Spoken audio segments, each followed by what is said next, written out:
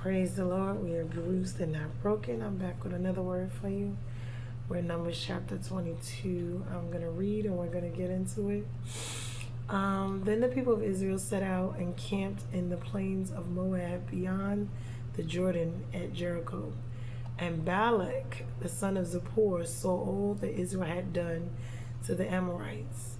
And Moab was in a great dread of the people because they were many. Moab was overcome with fear of the people of Israel, so they were afraid of them. And Moab said to the elders of Midian, "This horde will now lick up all that is around us, as the ox licks up the grass of the field." So Balak, the son of Zippor, who was king of Moab at that time, sent messages to Balaam, the son of Beor, at Pethor, which is near the river in the land of the people of Ammon, to call him, saying, "Behold, the people has come out of Egypt. They cover the face of the earth, and they are dwelling opposite me. Come now, curse this people for me, since they are too mighty for me. Perhaps I shall be able to defeat them and drive them from the land. For I know that he whom you bless is blessed, and he whom you curse is cursed." It's about to get a little tricky, y'all. See, this is how stuff be going on. So the elders of Moab and the elders of Midian departed with the fees. Okay, the elders of Moab and the elders of Midian departed with the fees for divination. See, this is what we be talking about. The divination that people keep saying does not exist, or it does, or they want to name it to be different things. So they pay their fees for divination. So here we go. So that means they ready to put hexes and spells and curses on God's people. So now this is what this is about. People ain't done nothing to them now, mind you. But this is what they doing. This they came up with. And they came to Balaam and gave him Balak's message. And he said to them, "Lodge here tonight, and I will bring back word to you as the Lord speaks to me." So the princes of Moab stayed with Balaam. Now see, the thing is, he's going to speak to the Lord. So this is going to be something interesting. And God came to Balaam and said, "Who are these men with you?" And Balaam said to God, "Balak, the son of Zippor, king of Moab, has sent me, saying, Behold, a people has come out of Egypt, and it covers the face of the earth. Now come, curse them for me. Perhaps I shall be able to fight against them and drive them out." So this is what people do. People don't understand when they talk about people with power and, oh, you lace up your bootstraps and do it this way and you're going to make it, and not necessarily, because there's a lot of stuff that go on that ain't got nothing to do with no bootstraps, and this is what this is all about. So when we get into life, we get to talking about who has what and why, and we get to understanding it ain't just about no bootstraps, because folks been doing bootstraps a long time, and a lot of times the bootstraps ain't working. Why? Because you got a lot of this right here going on to keep folks from getting right. So now,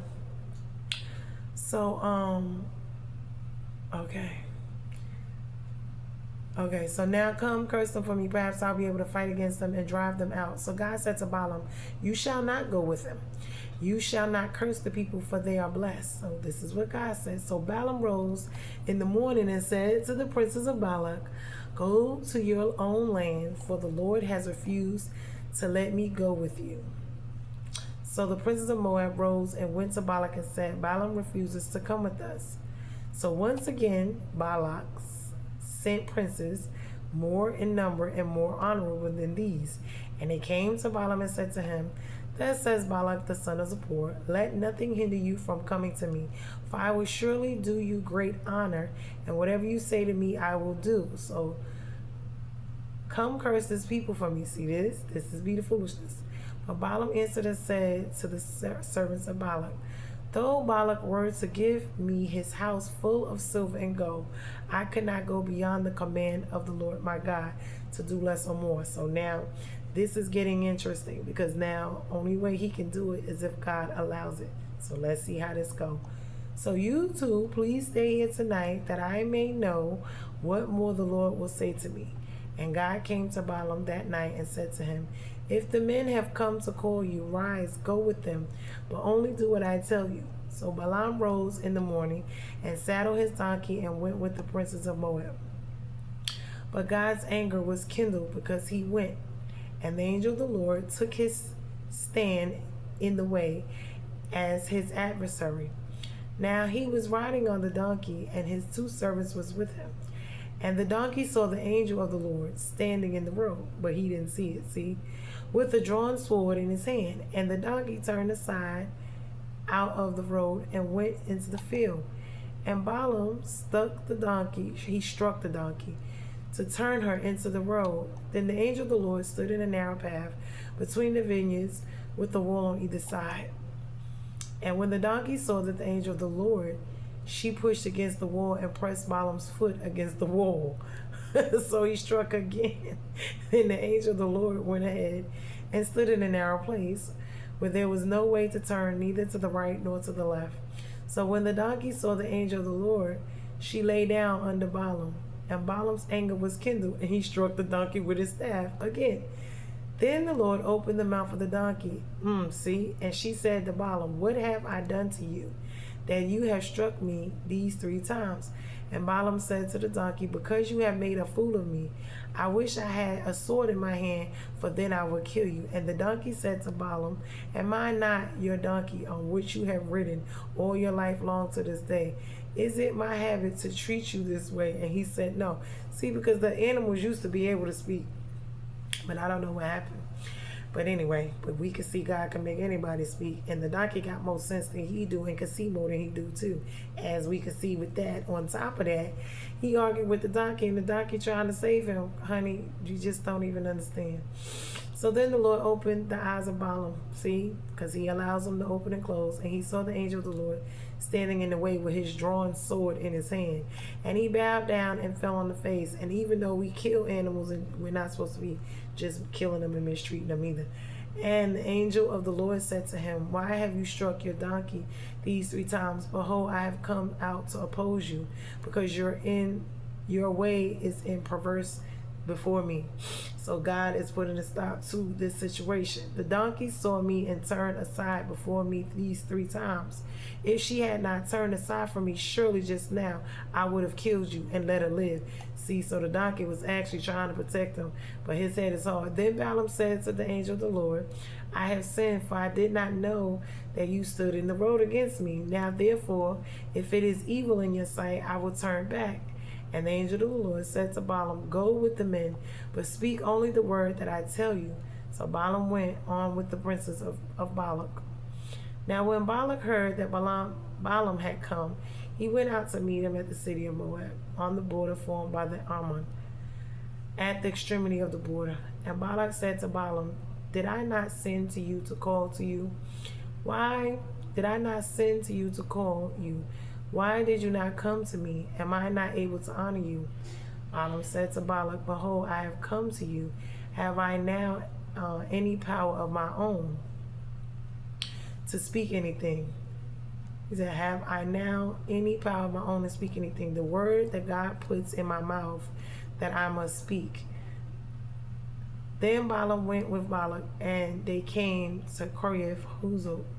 And Balak sacrificed oxen and sheep, and sent for Balaam and the princes who were with him. And in the morning Balak took Balaam and brought him up to Bamoth Baal, and from there he saw a fraction of the people. So I gotta get into Kiriath Huzoth. I'm gonna put that down because we're gonna look that up. And what was the other name? Bamoth Baal.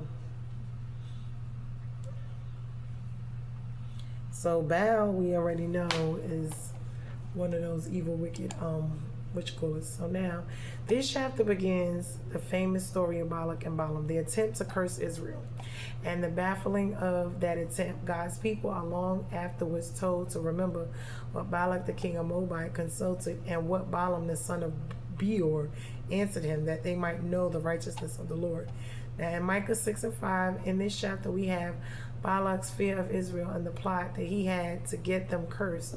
The embassy he sent to Balaam, a conjurer, meaning a diviner, meaning the witches, warlocks, to fetch him for that purpose, and the disappointment he met with in the first embassy. Balaam's coming to him upon his second message. The opposition Balaam met with, by the way, and the interview length between Balak and Balaam. So we're going to get into it because, see, he's trying to curse. The children of Israel have had a length finished with their wanderings in the wilderness, out of which they went up, and are now encamped in the plains of Moab near the Jordan, where they continue till they pass through Jordan until Joshua after the death of Moses. Now we have here, this is what is going on. So now this man, he's, mind you, they done went through all this other stuff. They wasn't bothering nobody, but everybody wants to stop them, get in their way, and to deliver them. But remember, God is in control. He has allowed certain things to happen, and we're going to find out why, because that is the interesting part of this whole situation. Okay. So now, Israel sets up camp near Moab after defeating surrounding nations. Balak, the king of Moab, becomes terrified because Israel's numbers have huge and their God keeps giving them victory. Now, mind you, they ain't even did nothing to him yet. They ain't went. They probably would have just asked them to pass through, and that might have been all of the end of it. But because people have jumped to conclusions, they already don't like them, I guess, because they know that they already been winning battles, and but they don't know all of the story, because if they did know, they would have known in the beginning. They were just trying to move forward, and these people were actually blocking them. But God is behind them. So because God is behind them, it doesn't matter. The people are going to be destroyed. So Balak sends for Balaam. Why? Because he know he got to do something else. That's why he know he got to do what? Get him a diviner. Divination, meaning witchcraft and sorcery. So when we talk about people, and we talk about when we look at the world itself, just in general, and we talk about how people have made it, and they tell certain people, oh, well, just pull your bootstraps up. That's not exactly what they've done. So because of that reason, this is why a lot of people you see are beneficial or doing well, but you don't know what they're doing behind the scenes to put themselves in these. This is why you can't go based off of the outer. You have to know what's really going on. People tell you to move, to do this, to invest in this, to do this, to do it. And a lot of times they know no more than what they're telling you, and it's just for them to benefit or to get something out of it or off of you for it. And this might be the reason. And you got to be paying attention, because this could not be well for yourself. Their intentions and their motives you have to pay attention to. So Balak hires Balaam, a well-known diviner, meaning a witch or warlock, whatever he is, to curse Israel. Hoping it will weaken them so more can defeat them, right? So this is what people do when they can't do nothing on their own. They have to go about doing all this other stuff. And this is how a lot of stuff gets done. When we look at the world in general, people will say it's just here, it's just there. No, this stuff goes on, and it goes on in all these other countries as well as in America. People think they moving and going somewhere. Listen, you take your issues and your problems anywhere you go. Everywhere and anywhere you go. Man, that may not be for you. Good morning, because at the end of the day, everything isn't for everybody. But when you go into different places, you need to know their cultures and customs, because you don't know what you're going to get into. And then, everyone, you don't know what they're dealing with when they're in these places. I can tell you to move, to New York, but then you have to know all of what goes on in New York. Or if I say you to go to Dallas or to South Carolina or whatever it is, you have to know what goes on there before you move. You need to do your own investigation, because everything isn't for everybody. So please take that to heart and ask God before you're doing any moves. God appears to Balaam and says, no, Israel is blessed and Balaam cannot curse them. Balak sends more important officials and promises Balaam riches and honor. This is what happens. Balaam says he can't go against God's word, but God eventually allows him to go, as long as he says only what God commands. So now the angel blocks Balaam's path on the journey. God becomes angry because Balaam's heart seems to be leaning towards Balak's rewards. Why? Because where is his motives and intentions? See, although God is speaking to him about it, God already knows that he wants this money. And see, people tend to do things. They don't care about you, your feelings, what you go through when it comes to finances. And they usually find a reason to say, oh, well, it's okay because it was their business. Or if they knew they was going to scheme or scam you, if they knew you didn't know everything. This is why I tell people all the time. They could tell you, oh, go to start a business. Oh, go do this. Oh, go do that. Research first. Because a lot of these people will just take your money. Once they, get what they want, their motives and intentions, they going. They not gonna pay you no mind. They whether you get what you need to get out of it or not, your money, your time, energy, effort is wasted. They got what they wanted and they moved on. And they don't care about you and what you want and what you need and what you gotta get out of it. It doesn't matter if it's a friend, it doesn't matter if it's a family member, it doesn't matter if it's a relationship, it doesn't. You have to be diligent with any and everything you do, from moving, from a job, from business, any and everything. Do not take any and everybody's word for just face value. Please do not. Investigate for yourself more than anything. Pray fast, ask God about it. So the angel blocks Balaam's path. On the journey, John becomes angry because his heart seems to be leaning towards Balak's rewards. An angel of the Lord blocks the road, but only Balaam's donkey can see it. So he can't even see it. And the donkey, mind you, he's supposed to be some type of something, but he can't even see it. So this lets you know a lot of this be, some other stuff too. So it'd be a lot of, distortion or, whatever. Some people can see, some people cannot. Some people, a lot of times, they're using other things. I tell people all the time, they think that they're using these deities. Call them whatever they want to call them.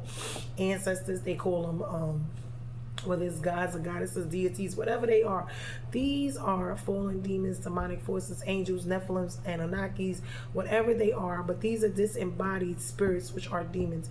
When you start playing with them, because you can't just kill them in, the natural realm. This is a spiritual situation. You yourself are leaving yourself open for this vulnerability by dealing with it. This is why God said divination is not something that he wants you to do. Anything you want to know or get has to come from him. Why? Because that way it is protected. Going through the back door and going through other ways, that's not going to help you. Why? Because that's going to get you into stuff that you don't know nothing about, that's going to further make things worse for you. It's not to harm you. It's actually to protect you. Because dealing with these people, places, and things, you really don't know what's going on. So the donkey avoids the angel 3 times, which Balaam should have known for himself. Balaam beats the donkey each time. Then God opens the donkey's mouth and he speaks to Balaam. God opens Balaam's eyes and he sees the angel standing there with the drawn sword. So then the angel tells Balaam that the donkey actually saved his life, because the angel would have killed Balaam but spared the donkey. So now we get into it. Balaam arrives in Moab. He finally reaches Balak, but Balaam warns him, I can speak only the words God puts in my mouth. So this chapter ends with Balak taking Balaam to a high place. This is where they do a lot of this stuff. So he can see the Israelite camps preparing for the blessing/curse scenes in the next chapter. So the key lessons from this, and this is what happens, we see them talking about this all over the world now. And you say, oh, it's just America. It's just, no, all of them have practiced some type of something to get to where they are in life. And when I say that, I'm talking about these are the gatekeepers I was talking about, where you can only go with so far, because they're not going to allow you to move forward unless you're into what they're into. Why? Because in order to have that type of power or whatever, this is what you have to, they won't allow you, because they're not going to give you the secrets. They're not going to let you in on what you don't know. And usually the things you don't know is the things you need to know. Because whenever somebody has some info on you that you don't know, it's usually to their advantage. Because at the end of the day, you wouldn't sign certain contracts and agreements. You wouldn't get involved in certain situations if you had a new certain thing. This is where the manipulation, the controlling, all of these things come in. This is why these things is so wrong, because that is sorcery. When you are lied to, when you're manipulated, when you are being lied, controlled by different situations. Why? Because you didn't know this. You based your decisions off of the information you had, not off of the information you did not have. That came privy to you later, further on down the line, after you already entered into some things. And this is why we have to, I tell people, the devil's in the details. Make sure you read down to the fine print, because if not, that's like buying a car and they didn't tell you, on the back end it's going to be this big balloon payment after you to pay the car off, or a house, it's different things, or the insurance. Oh, you got to pay so much before we gonna pay out. And you know what I'm saying? It's just because this is what this world is about. Folks want to get over, and it's not just a human thing, because it is, because that's the need for survival and all that, but it's a spiritual thing, because that's rooted in their spiritual hearts or whatever. So God protects his people. So even someone tries to curse Israel, God blocks it. He controls who can speak what, and even through unexpected means, meaning allowing the donkey to speak. Now God sees our motives. Balaam said the right things, but God knew his heart and was tempted. He was tempted by money and by honor. So he wanted, although he was trying to act like he wanted to do it because he wanted the money. And see, folks will play both sides. See, we want to be over here with God, like, okay. And this, when I look at celebrities and I look at them talking about, oh, they worship God, which God? And they serve God, which God? Because if you serve the God that I serve, then there's certain things you cannot do. So while you're over there doing it, because see, you wouldn't be allowed to be privy to have all of what you have and be able to do what you're doing if you was on the real God side. Why? Because you wouldn't be able to be over there like that. So obviously there's some type of, why? Because you have to enter into certain things in order to be where you are on that side. You can't play both altars. You can't have both covenants, both contracts, one with God and one with Satan. Why? Because Satan allows you to be over here and do this. But see, a lot of them, they don't want to give up their money, their fame, their power. So they will say that they're worshiping a God, but it's not necessarily the God you think it is. Why? Because they still want to maintain, face for the people, but they want to keep and have what they have over there. And this is what this is the issue. So when we see all of these scandals, and this is in the churches as well as everywhere else, we see that a lot goes on that shouldn't be going on, and it's all in the name of God or Jesus or whatever God they want to profess. So they say in public is this, but it's actually that. And so, but they wouldn't be where they are if they hadn't went through certain gateways and doors. Why? Because the gatekeepers are there. I tell people all the time, reading the Willie Lynch letter, why it explains a lot. On top of that, when it comes to us as whether it's a woman and you got a man who want to be over you and he got a lot to get with you, that's manipulation, that's witchcraft, that's sorcery. If you got, whatever it is, it could be a job, it could be a promotion, it could be a business partner, a business transaction, it could be a lot of different things. But you have to sit down, because like I said, even with this, when you see them talking about, oh, folks want to go get contracts and saying they want to do this, they want to do that, fine, but are you going to be exploited? Are you going to have to do certain things? They don't tell you that up front. Do you have to sleep with 1 million people? Do you have to do these rituals and rituals? Do you have to come and do this hazing or whatever? If it's a secret society, whatever it is, you have to give up something. You have to do something, because this is the gatekeeping process. You're not going to go any further in your career unless you go past this. Everyone who's gotten over here to this side, this is what they do. That's why they're allowed to walk and be backstage and be with this caliber of people. Why? Because they are all together. They're not going to let outsiders come and be among them, and they're not going to let no one who is not of them to come and benefit. Like I said, the house nigga, the field nigga. There's only certain things they allow certain ones to be up front. So it makes it look like, they're for you. But then in actuality, they're not, because they are playing both sides. That's one. Because when it comes to you, they're giving the information to the master. Why? Because it's all about them benefit, and it's not about you.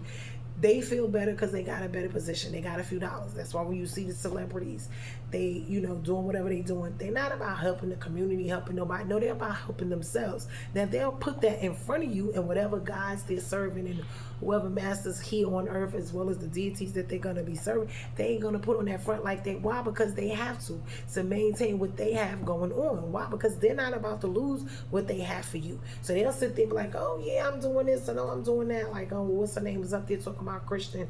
Oh, them people over there fighting and she's a Christian. Since when she's a Christian? Since when she cares anything about God? Nothing she does promotes not the God that I serve. So you couldn't possibly be. And to be where you are, you had to be doing certain things to be of the God that you are of, the caliber of stuff that you're doing. And on top of that, when you look at even dealing with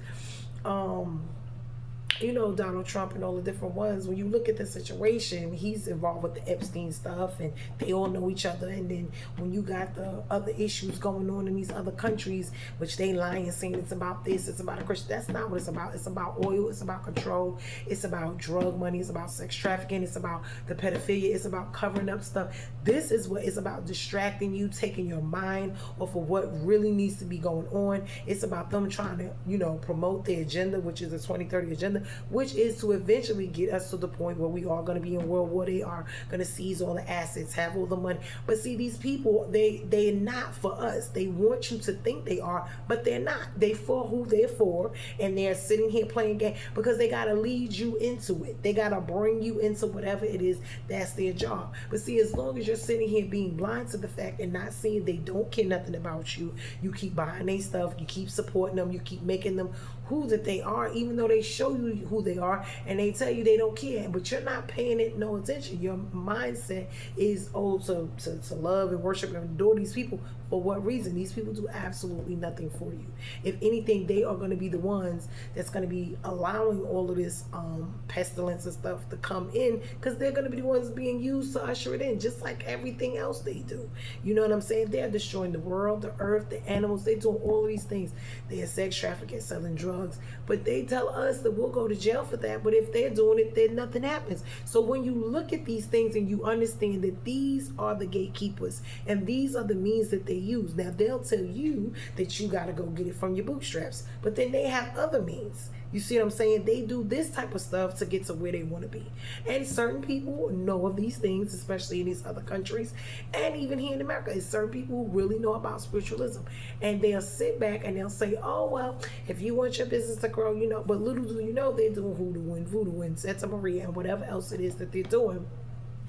And, you know, and they're going to tell you, oh, well, they got it the hard way. No, they did not. They went through the back door. They paid somebody. And that's why they got it. Because whatever it was that they did in the spiritual realm is what allowed them to have the success that they have now. Because on their own, they would not have been there and done. Why? Because don't you see how a normal, regular person, it takes them a long time to get anywhere, to have anything. And it's not to say people can't get and have. No, but when you see certain things going on, please understand, pay attention, that it's not just, oh, they strapped up their bootstraps and they worked so hard. No, you worked hard at doing them rituals, at doing them spell work, at doing whatever it was that you needed to do. A lot of them have to sacrifice their family and friends for, you know, this type of stuff. But when you look at each country, each state, whether all over the world, you see some type of this going on, because you see the haves, the 1% of the world who have, and the rest of them who do not. And you sit here and you wonder why. There must be something that they're doing that we're not doing to be where they are. And when you understand that that's what it is, the root work, the sacrificial nasty stuff that they do, then you understand, oh, well, see, that's why they got all of this. And no, it's not about me. And it's no, they don't care about us. And no, they're not helping us. And everything they do is for themselves and their motives and their incentives and their intentions. It's never about you. It's about them and what they want, how they want it, when they want it. And they want to control you. They want you beneath them in their eyes. That you are one of the slaves, you are less than. They want to control you. They'll still kill, destroy. This is what they do to you, because in their eyes you're really nothing but another means to an end. So when you're around, and you got to pay attention, because there's all kind of folks that are just like that, and they really don't care about you or nobody else. And when their core values and motives is to have, to be better than, to build and to grow, and to not care about the people, you will see it. It will show itself in the way, the actions, the words, the thoughts. If you pay attention to them, they'll be, oh, well, you know, they love people, they this, but then in all actuality, when you look into like the Pizzagate, the Frizzlegate, all these different things that they have going on, you'll be like, what? The Red Shoe Club and the secret societies and all these sacrifices and rituals and this secret stuff that they have, whether it's a sexual thing or, you know, it's a sacrifice thing, or, you know, like with the children and the pedophilia and all this other stuff, and you looking like that. So what does that have to do? Because it's spiritual.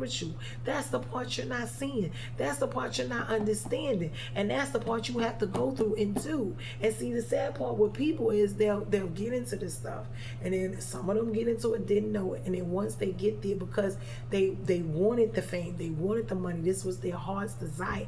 It says in the Bible, wherever your treasures are, that's where you will be. Your heart will be there. Why? Because you will do any sacrifice, your own mama, your daddy, your kids, whatever. Most of them, they have kids or something happen suddenly or unexpectedly, or, you know, so Nah, that's them when your numbers up, you done been in the game long enough, it's time for you to sacrifice something. And usually it's somebody closest and near to you that you love. And if they don't mind doing it, that just lets you know what type of stuff this is. Now, would you really want to be around somebody, in love with somebody, dealing with somebody, or in a relationship, business with somebody? Why they would be practicing these things? Because if there's no honor amongst thieves, if they eventually got to sacrifice somebody, guess what? And you close or whatever, you could be next. And this is where I be trying to figure out, because they all amongst themselves thinking, but there's no honor amongst these, honey. Y'all all amongst yourselves, and at any given time, one of y'all can be made to humiliate or whack the other person. But it's going to be a fight as to who's the strongest, who's the this, who's the that, who's the most cunning. But everybody's going to have their time, because nobody's going to get away. Nobody's going to get away. You're eventually going to have to do something you don't want to do.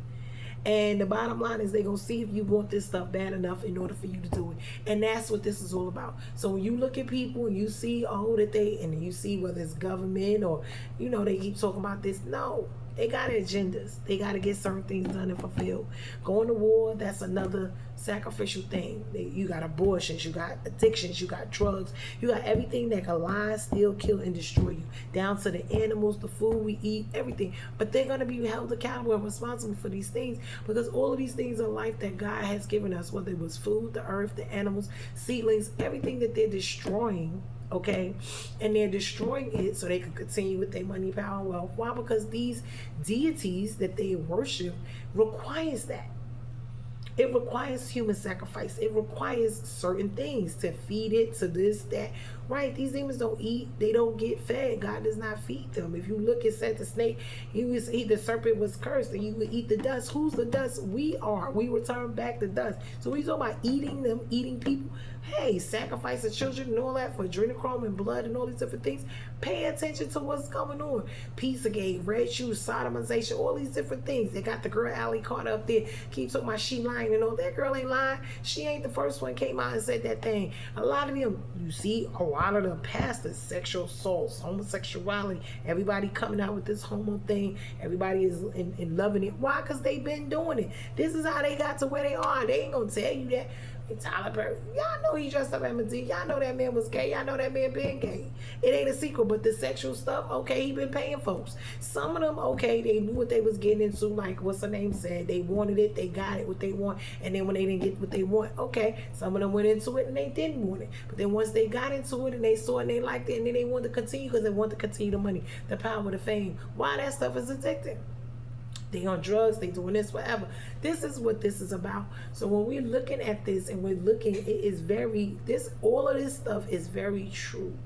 And it's been going on. This is not just now thing. This been going on, for centuries from, the Bible speaks of this way back before Noah, way back. They were doing this in the times of Noah when they was sacrificing. You got the splicing of the, like I said, the LGBTQ. There's going to be next. You're going to be B. Why? Because they're gonna have the bestiality. Don't you see those half animal, half breeds?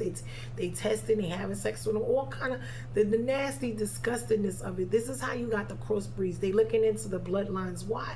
They know there's certain bloodlines that they are after. They are trying to kill off. Why? The ones that God is gonna send. They know God is gonna send something, a remnant here that's gonna do something in the world. Why? Because the stench of sin is getting so great, and He's always gonna come and do something. So they're looking. That's why when you go to the hospital, you have a baby, they want their hair, their skin, their blood, and all. And you don't think the umbilical cord, they don't think the foreskin of the babies. You don't think they're doing stuff. You don't think that stuff is ritualistic just to its core. When you think about somebody having that much, and you think about them talking about us being, where how they gonna pay their debt? Remember, slavery was like, having a slave was like having a stocks or bonds.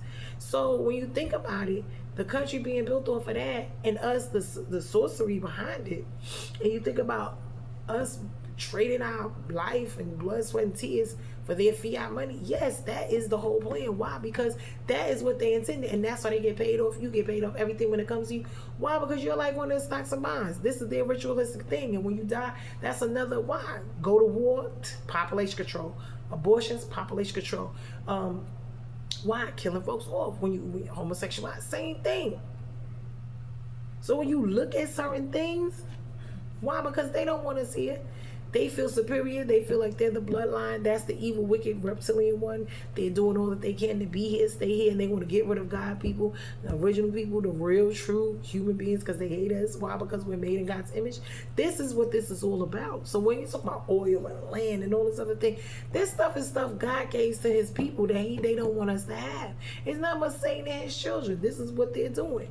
So when we're looking at this stuff and we're looking and we're seeing, we have to be paying such close attention, because all of this tells me a whole lot. When I look at it and I read it, I'm like, Lord, dag, this is crazy. But it's not, because this went on back then, and it's even more so going on now. We see it. Every prophecy, every biblical prophecy, they can talk about the Bible, they can talk about Jesus, but he's the only name that is very controversial. They were saying, say they worship a God. Do you worship Jesus? Because he's the way, the truth, and the light. Are you going to say his name? Because the demons tremble at the sound of his name. They can't be bothered with the sound and the name of Jesus, because they know what that means. When you even look up the demonology books, it says it. His name reigns supreme. They know every tongue knee got to bow and every tongue shall confess, heaven and earth, that Jesus Christ. So they could say what they want in all these other religions, and folks could say what they want to say. But if you do not get yourself together, if you do not come to Christ, yes, hell, you are hellbound. And the ones who are saved and who are not really truly saved, honey, baby, you better watch out too. Because it's going to come a time when folks is going to have to get on one side or the other. God is going to, he's going to say, you got to choose. And if you on one side more than the other, you're in between and you're straggling, you'll be with them and you get caught up in whatever they got going on. Because as you can see, every time God was doing something and he told them people to choose, something happened. Just being around them folks, they was messed up. Just being around them and doing what they doing had them jacked up. When them grounds collapsed and they was standing over there, they collapsed with them. So it's like, you got to pay attention. So they can't be back and forth. So, oh, they with the Lord and then they not, and no, they here, and no, they not. They over there at the parties, at the Diddy parties, and they one of the celebs, and they doing all of what they doing. But then you talking about Jesus and God, how? Everything you do is evil, wicked, and demonic, but how? I don't care who you are. At the end of the day, how can you be professing Christ when you're doing everything on the opposite and against Christ? There's no way in the world. Your life does not exemplify anything Christ says or got going on. No, you're out with saying that to make money and to benefit off of it. Y'all are like the Pharisees and the Sadducees. It's the same thing with the money changes. The folks was just committing sin and they was glad. Why? Because they was getting paid off all them sacrifices they was bringing up in there. Why? Because every time you committed a sin, you had to sacrifice something. So guess what? They money changes in there, buying them doves and all. Hey, come and get it. Send all you want, because they making money. You see what I'm saying? So when we look at this whole situation, like I said, I believe it was something in the Bible, and I forget which one. He asked him, what did he have to do in order to be saved? He told him, go sell everything you got and everything and come and serve me. And he couldn't do it, to be born again. But these people, they sing, oh, they born again, they in church, or they with the Lord or whatever. And honey, how? Because Christ says you're going to have to give up everything. Your children, your husband. You can't put your money, your career, nothing before God. Not before Jesus, not before, no. You're going to have to put all of that to the side, because there's going to come a time when you're going to have to lay all that down to the side. The time is coming. See, the people not going to get it. They chasing after money and fame and all of that. But at the end of the day, when it's all said and done, the pestilence, the famine, the disease, the sickness, the poverty, all of us are going to have it. Now, only the ones who is Satan's children, who's going to either tell you either got to kill, they're either going to kill you, or you're going to set the mark of the beast in order to eat. Which one you going to do? But see, they're going to be the only ones with it. So now if you love money and you love these things, then you're going to do it. Why? Because that's going to be what you're going to do. You're going to do whatever it is you got to do, because that's what they tell you. Do what you got to do to get what you need to get, girl. Don't be hungry. Don't be on this. Yeah. Now you see God, he will let the water come out of a rock. He'll let the donkey speak. He'll let the ravens feed you. He'll let manna rain from heaven to feed you. But even for us as believers, the trials and tribulations, we're going to have to go through some stuff too. Why? Because it's a part of it for us as well. We don't get exempt from it. So even if we have to lay our lives down and die, because we're not going to accept the mark. Because once you accept the mark, your soul is gone.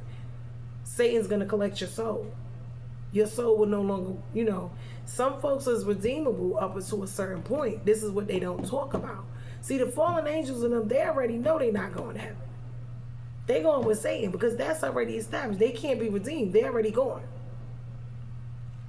So now it's up to us. Can you be redeemed? Can your soul be redeemed? And they would say it's a cup of iniquity, and once it gets to a certain place, you cannot be redeemed. So it's like, depending on what folks is doing, you might want to check what you got going on.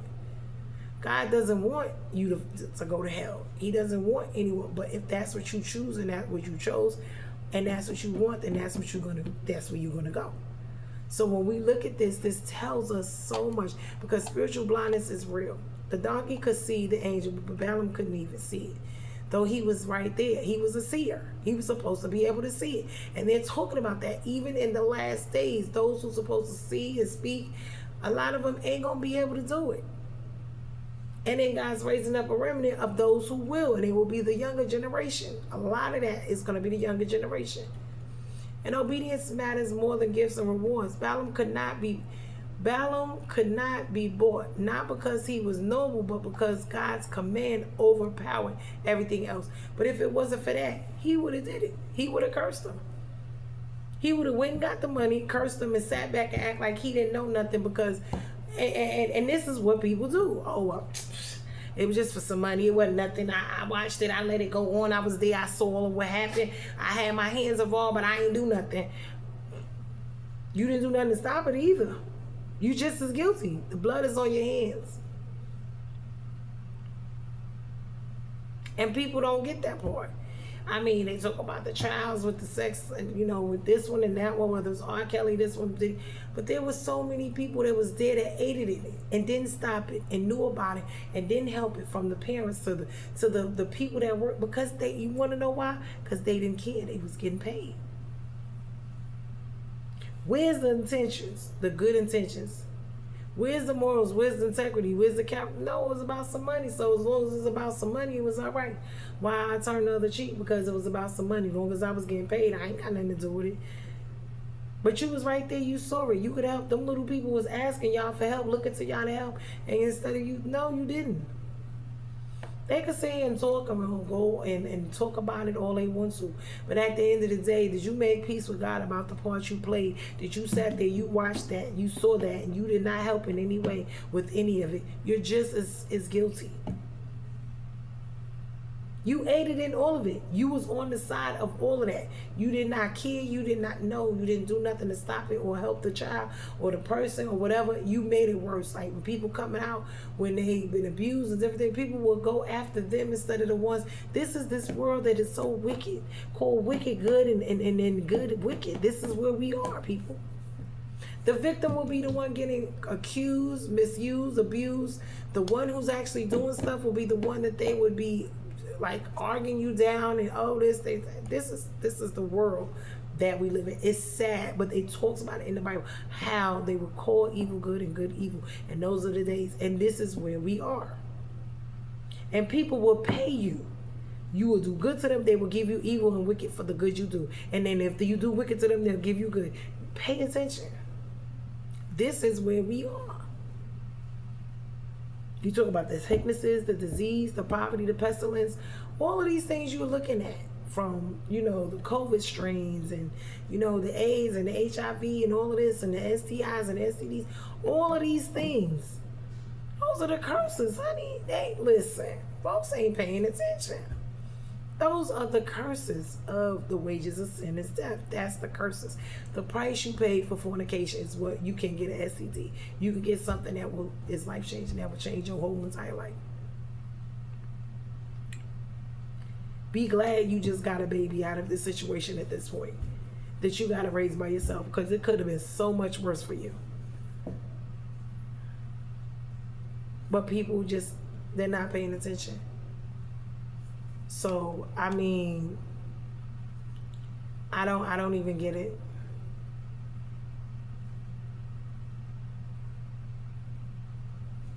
Hold on.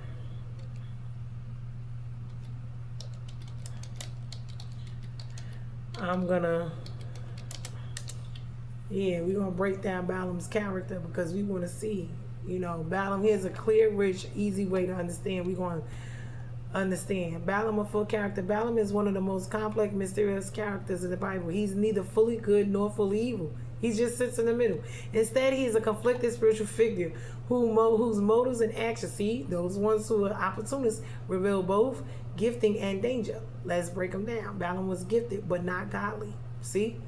Balaam clearly had a real spiritual gift, and a lot of these people do. Kings sought him out. His blessings and curses were believed to have power. God did speak to him at times, see? But a gift does not equal a godly heart. Balaam had a spiritual ability without spiritual obedience. Balaam had knowledge of God, but not loyalty. He spoke to God. He heard God. He even called God the Lord of my God. Yet, he was willing to sell his gift for money and prestige. This is why later scriptures call him Balaam, son of Beer, who loved the wages of wickedness. A stumbling block to Israel, right? He knew truth, but he didn't live truth. Balaam's heart was divided. Balaam said all the right things. I cannot go beyond the word of the Lord, right? But in his heart, he wanted Balak's reward. This is why God first said no. Balaam asked again. God allowed him to go, but was angry. His mouth said God's will, but his heart said money. The spiritual double-mindedness is Balaam's core flaw. Where do we see this? All over. Balaam could be correct, yet still dangerous. Why? Because when he finally speaks over Israel, he gives true prophecies. Don't we see that every day? There's always a little real truth and a little mixed in with a little lie or a half truth or we ain't told you. Don't you see this? Pastors, prophets, all of them. Listen, blessing over Israel. When he finally speaks over Israel, he gives the true prophecies. Blessings over Israel, a future prophecy about the Messiah. A star shall arise out of Jacob. But even though he couldn't curse Israel, he still found a way to harm them. Pay attention. And you see this in people, places, things all over your life. Just think about it. He advised Balak to corrupt Israel morally, leading to what? They ended up in idolatry because that's divination. Sexual immorality. God's judgment on Israel. This is why Revelation 2:14 says Balaam taught Balak to put a stumbling block before Israel. Right? When people gatekeep, when they block you, when they do stuff to set a trap, a snare, a ditch before you, to put you in yokes, chains, bondages, meaning things that either in the spiritual or in the natural realm that's going to hold you, chain, have you shackled and enslaved. That's not going to help you all your life. And these are the people you got to watch out for because they opportunists. They don't care. They don't care about you. They want that dollar. He couldn't curse them spiritually, so he helped destroy them morally. Now, after all of this, Israel's going to go back into what? Exactly what they was in bondage for originally, which was in Egypt, and enslaved and worshiping the idols again. This is why they got cursed. Oh, we ain't even got that far. Balaam knew God's voice, but not God's ways. This is one of the most tragic parts, and we see it all the time when all these people sit before you talking about, oh, God, God, God. This is one of the most tragic parts of the character. He had revelation, but not relationship. He had information, but not transformation. He could hear God, speak God's word, prophecy accurately, but he could not obey consistently, resist greed, and submit his heart. The donkey saw the angel before Balaam did. This is a symbol of his spiritual blindness. Why? Because he was a seer. Balaam is a warning to believers. The Bible uses Balaam as a negative example in multiple places. 1, greed. He who loved the wages of unrighteousness, 2 Peter 2:15, compromised the error of Balaam for reward, Jude 1:11. Other one, leading others to sin. Balaam told Balak to put a stumbling block before the children of Israel, Revelation 2:14.